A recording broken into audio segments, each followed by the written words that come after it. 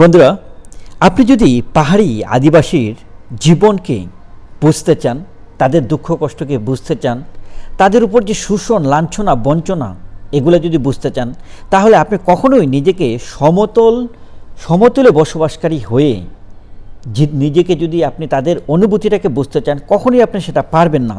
আর সেজন্যই আজকে আমার ভিডিওটি আমি উৎসর্গ করতে চাচ্ছি সেই মানুষদেরকে, যে মানুষরা সংখ্যালঘু মানুষ, পাহাড়ি আদিবাসী মানুষ, যারা কিনা যুগ যুগ ধরে এই শোষণ, বঞ্চনা, লাঞ্ছনার শিকার হয়ে আসছে।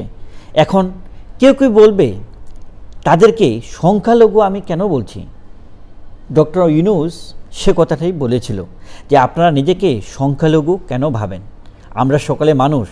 কিন্তু টেকনাফ থেকে তেঁতুলিয়ার যেরকম দূরত্ব, ডক্টর মোহাম্মদ ইউনূসের সেই বক্তব্য এবং বর্তমান কর্মকাণ্ড অন্তর্বর্তীকালীন সরকারের এক্স্যাক্টলি সেমই বলা চলে।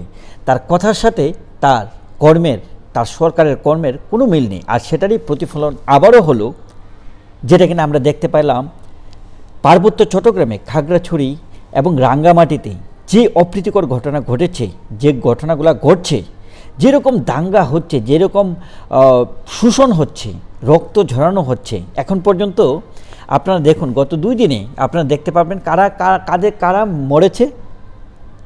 পার্বত্য চট্টগ্রামের আদিবাসী সমাজের মানুষজন মরছে, এই চাকমা ওই চাকমা, তাদের নামগুলো আপনারা শুনতে পারবেন।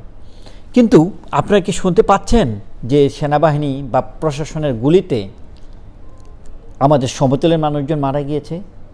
এতে কি প্রমাণ করে? এতে প্রমাণ করে বাংলাদেশ সরকার পুরোপুরিভাবে ব্যর্থ হয়েছে এই বিষয়টাকে কন্ট্রোলে আনতে। আর সেজন্যই সেনাবাহিনী, পুলিশ বাহিনী এবং সমতলের মানুষ, বাঙালি মানুষ এই পাহাড়ি আদিবাসীদের উপর যে কত বড় টর্চার করছে সেটা বোঝার জন্য আপনি একটা জিনিস খেয়াল করে দেখুন, মিডিয়াগুলোতে প্রকৃত কতজন মানুষ আসলে মারা গিয়েছে সে বিষয়টা প্রকাশ করছে না। নাম্বারটা বলা হচ্ছে 4 জন 5 জন, এই নাম্বারটা অনেক বেশি। এই নাম্বারটা 20-30 জনের চেয়েও বেশি। আমি একদম জেনুইন সোর্স থেকে ইনফরমেশন পেয়ে বলছি যে এই নাম্বারটা অনেক বেশি। এবং আপনারা যদি খেয়াল করে দেখেন, শত শত তাদের দোকানপাট, বাড়িঘর জ্বালিয়ে দেওয়া হয়েছে।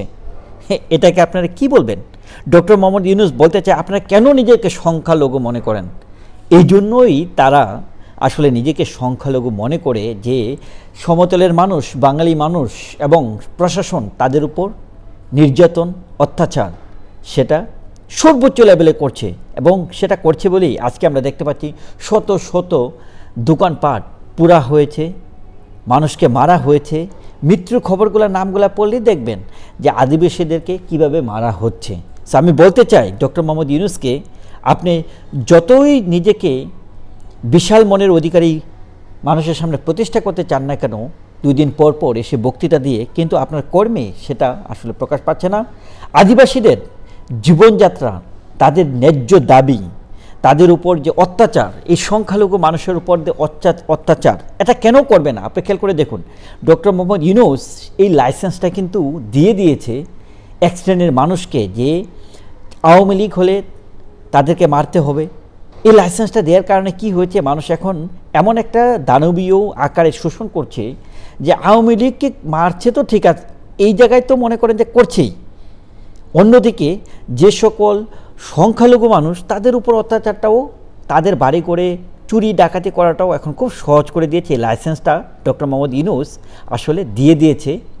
আওয়ামী লীগকে, ছাত্রলীগকে গুম করা, হত্যা করা, পুড়িয়ে দেওয়া, এই ঘটনাগুলোর লাইসেন্স দিয়ে তারা আসলে সাধারণ জনজীবনে একটা বিশৃঙ্খলা নিয়ে এসেছে। সংখ্যালঘু মানুষদের উপর অত্যাচার দিন দিন বেড়ে আকাশ সীমায় পৌঁছে যাচ্ছে বলে আমি মনে করি বন্ধুরা। এবং স্পেশালি পাহাড়ি জনগোষ্ঠীর উপর কি বলবো, তাদের প্রতি আমার তাদের উপর যে অত্যাচারটা আসলে হচ্ছে, যেভাবে আসলে রক্ত শোষণ করা হচ্ছে, লজ্জায় আমি তাদের কাছে আমার অনুভূতি ব্যক্ত করতে পারছি না। শুধু বলতে পারছি যে সমতলের মানুষ হয়ে আমি নিজেকে আপনাদের কাছে ক্ষমার চাওয়াটাও আমার কাছে লজ্জা মনে হচ্ছে।